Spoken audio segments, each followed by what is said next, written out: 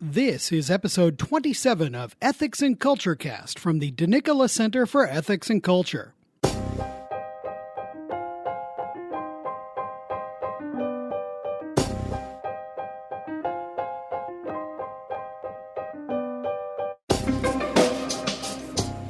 Welcome to episode 27 of Ethics and Culture Cast. I'm Ken Hellenius, the communications specialist at the DeNicola Center for Ethics and Culture at the University of Notre Dame. In this episode, we chat with Abby Johnson, pro-life advocate and author of the 2010 memoir Unplanned, the dramatic true story of a former Planned Parenthood leader's eye-opening journey across the lifeline. Abby's story is now on the silver screen in a brand new film adaptation, and she was on campus with the filmmakers for a pre-release panel discussion hosted by the DeNicola Center. Let's sit down with Abby for this fascinating conversation about her life and about what it's like to see herself on the big screen.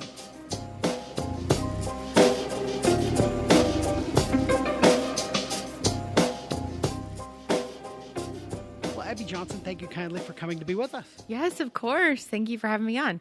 So tell us a bit about your story. You've obviously written a memoir, and you're very well known, of course, in pro-life circles. Tell us just kind of the encapsulated version of the Abby Johnson story. Sure.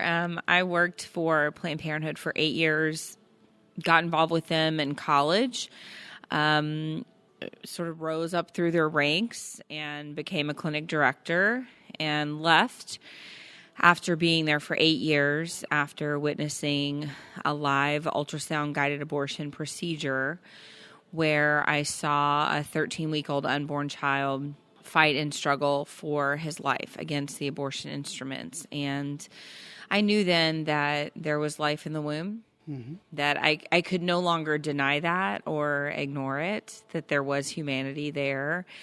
And I realized that I was on the wrong side of this debate, and so I ended up leaving, and ever since then have been really trying to speak out and just sort of expose what's taking place inside of these abortion clinics, because I think our secular media and society has done a really good job of sort of sanitizing abortion for the masses, and not really saying what it actually is or telling the truth. Yeah. About what abortion is. And so I'm really trying to bring some of that truth to the forefront. But also what's really important to me is getting people connected to healing resources, because we are living in this wounded culture. I mean, millions and millions of people who have been wounded by abortion. Yeah. And we need to make sure that we're providing help so that they can get the resources that they need. Wonderful. Now, you wrote a memoir called Unplanned relatively soon after you left your work at Planned Parenthood, and now, of course, it's on the big screen. It's coming to the big screen under the same name, Unplanned. What's it like to see your story on the big screen and to see it portrayed by actors who are making decisions, kind of, that may or may not have been the exact same decision you were making in that moment? But what's that like to watch? Yeah, it's it's weird. It's very surreal. It feels very vulnerable. Mm-hmm. It's one thing to write about your experiences. Writing Unplanned was really it was very healing for me at that time in my life, just sort of getting those stories out there and sort of like a public, confession. Sure, yeah. That was helpful to me, but, there's just something very powerful about seeing things visually. Yeah. And so this is very different. It's very different than just writing things down. And knowing that you are, I tell people, people are like, what is this like? And I'm like, think about the greatest sin you've ever committed, the worst thing you've ever done in your life. Now put it on a movie for everybody to watch. Wow. Yeah. I mean, it feels yuck sometimes, Yeah. But I didn't sign on to do this movie to make Abby Johnson a household name. I mean, I signed on to do this film so that God and his redemption would be a household discussion. Yeah. And I mean, prayerfully, those conversations are already happening because of what people are seeing in this film. We had the chance to watch it as a staff and kind of prepare for this event. And really, we came away thinking and kind of with the idea, this is a story of conversion. Yeah. But it's a kind of a conversion through love. That's what we saw. We could see the love in Ashley's face as she's portraying you. But then also, I mean, again, this is your story, and of course that conversion is not just from your job, but also like in your personal life too. I mean, sure, yeah. I read, of course, in your story that you've become Catholic in the ensuing years. Yeah, we've become Catholic. There's a part in the movie that says, I've already told Doug we are one and done. Right? Like we're going to have one kid and that's it. Now I'm pregnant with number 8. Congratulations. Thanks. So yeah, there's definitely been a lot of conversion experiences take place in my life. But honestly, I mean, you're right. This is a movie of conversion, and I feel like it's a movie that relates to everyone because we have all at some point in our life had a conversion experience, right? I mean, we are all evolving, we're all changing, and we've all experienced some sort of conversion. And it may be really profound. It may not be as profound. But we've all had something happen in our life that's made us say, whoa, now I'm going to live a different way. Yeah. And it may not be abortion. But I feel like that makes the movie really relatable to everybody. And I also feel like this movie provides a conversion experience for everybody who watches it if they want to take it. Right. There are far too many people who are willing to check a box and say that they're pro-life, but they're not actually activated inside the pro-life movement. They're not doing anything to actively end abortion. And I've had people come to me and say, oh, but Abby, don't you think it's just going to be a bunch of like Christians that go watch your film? And my answer to that is, well, that would just be fan-flippin-tastic, because if just half of those who sit in church every Sunday were actually active in ending abortion in their own community, we would have already seen victory on this issue. But our apathy is what continues to escalate this tragedy in our country. And so it really does provide an opportunity for conversion for everyone who watches it.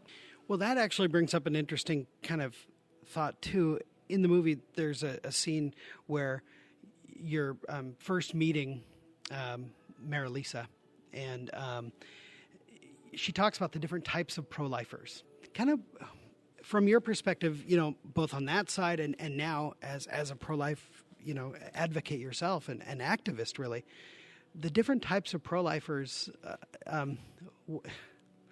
I guess I'm trying to figure out how to word this without offending anybody, because of course we're all working towards a goal, but the effective methods or so. There's definitely ineffective techniques and effective techniques, particularly on the sidewalk. And I mean, really just in our interactions, period. I mean, the way that we interact with people on social media, we're the worst at interacting with people on social media. Yeah. And here we are supposed to be ambassadors of Christ, and all we're doing is accusing people, making them feel terrible and small, and that's not representing Christ at all. Right. And so it's the same when we're on the sidewalk. What are we doing? Are we offering the hope and peace and love of Christ? Or are we looking at these women, telling them they're going to go to hell if they have an abortion, calling them a murderer, telling them to keep their legs closed, calling them a baby killer? How is that going to lead them into the loving arms of Christ? I mean, I'm just thinking, as a woman who has had crisis pregnancies in my life, There is nothing inviting about a person standing there with a 6-foot bloody sign yelling at me, telling me to repent or I'm going to go to hell. Yeah. There's nothing about that makes me say, man, I bet this guy really gets what I'm going through right now. Like, nothing. So we have to be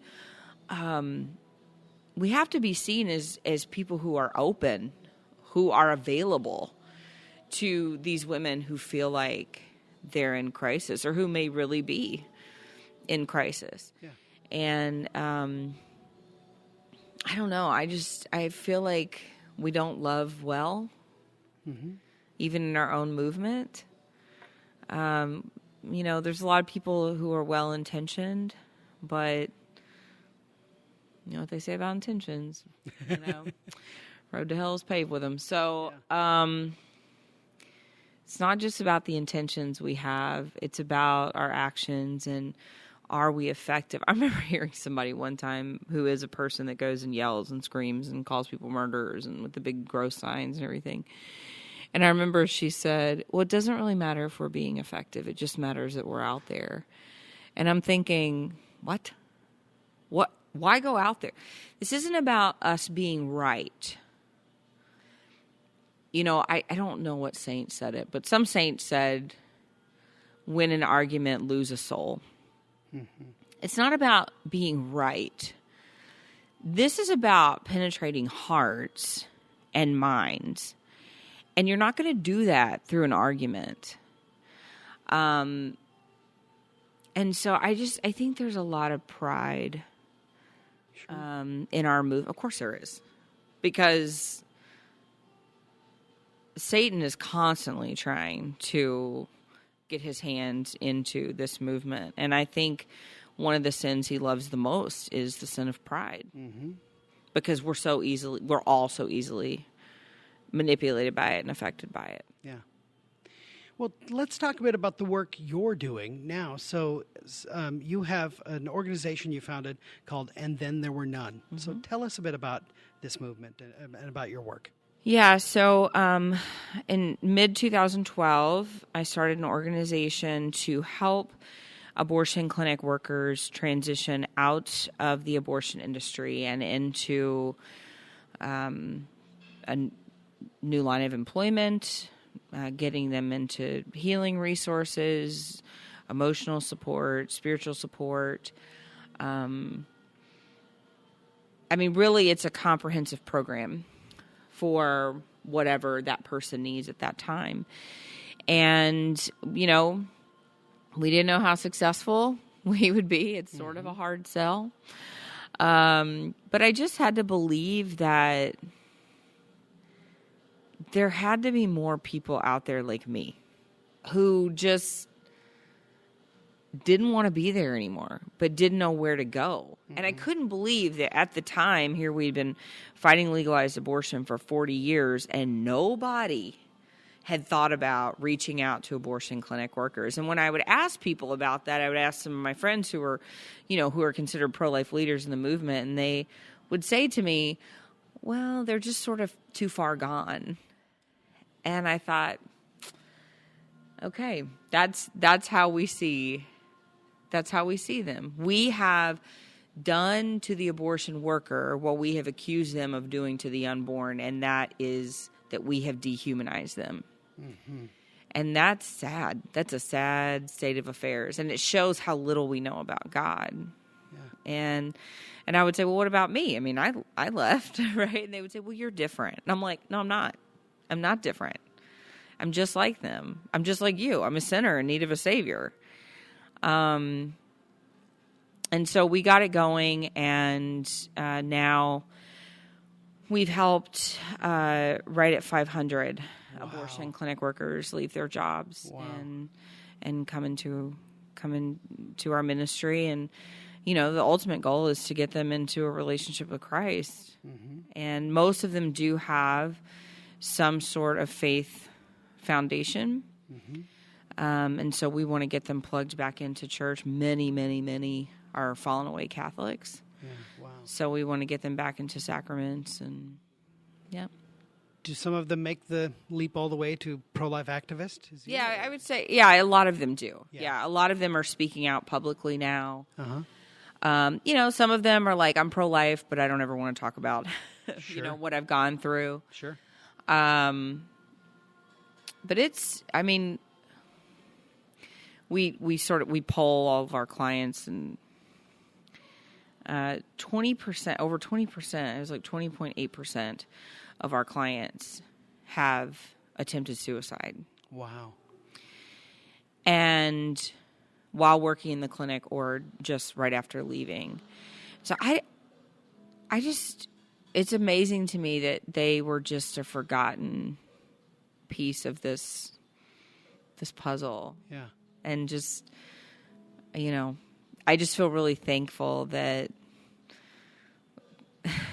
after much resistance, God kept tapping me on the shoulder to do something with this and to provide this sort of care. And for our team. We have, as far as I'm concerned, the best team in the pro-life movement of people helping these workers. So it's really, it's a blessing to do this work. And what's the structure of it? Is it do you have people everywhere around the nation, or how does it work in general? Yeah, we have client managers and staff all around the country. Wow. To sort of help regionally, but we are a nationwide ministry. We are looking to take this model internationally to some different countries. Ireland is on our list. Wonderful. We have a group in Spain that's wanting to get started. We even have a group in Kenya. Oh, wow. That's wanting to start. So I think it's starting to catch on everywhere, even internationally. People really thinking about these workers, actively praying for their conversion, which, is relatively new. Yeah, wonderful. Well, Abby Johnson, congratulations on your story making it to the big screen, and we hope that it's very successful and that it touches hearts, as you say. And thank you kindly for responding to God's call to conversion. Thank you so much.